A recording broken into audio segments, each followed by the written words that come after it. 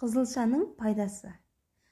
Егер де басыңыз ауырып, көзіңіз қарауытып, гемоглобиніңіз төмендеп, қаныңыз азайып, иммунитетіңіз түсіп кеткен жағдайда, осы қызылшаның көмегіне жүгінсеңіздер болады. Қызылшада өте көптеген витаминдер, дәрумендер аса көп. Сіздердің денсаулықтарыңызды нығайтады және де қандарыңызды көбейтеді және ешқашан әлсіремейсіздер. Ең бастысы бұл заңдылықты сақтасаңыздар.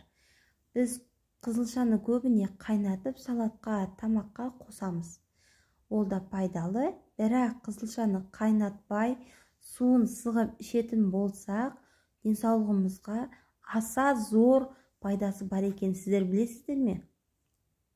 Ол қанымызды көбейтіп, денсаулығымызды нығайтып, беттегі әжімдердің барлығын тазалайды. Егер де сіздер кемінде бір ай осы тәжірибені қолданып көрсеңіздер, денсаулықтарыңыз өте жақсы нәтиже көрсетеді.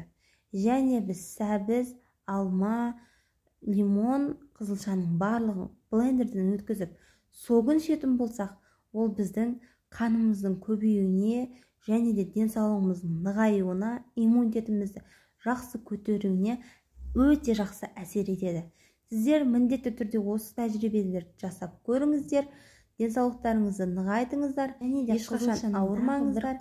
Әрқашанда бақытты, баянды өмір сүрейік. Блендерден өткізіп, күнде таңертең тамақтан алдын бір стакан ішіп отырсаңыздар, сіздердің беттеріңіздегі дақтарды, әжімдерді қалай кетіргенін байқамай қаласыздар. Міндетті түрде жасап көріңіздер. Егер бұл видеоның пайдасы сіздерге тиген болса, менің каналыма тіркеліп, қолдап, достарыңызбен бөлісе отырыңыздар. Әрқашанда пікіріңізді қалдырып кетіңіз. Назарыңызға рахмет.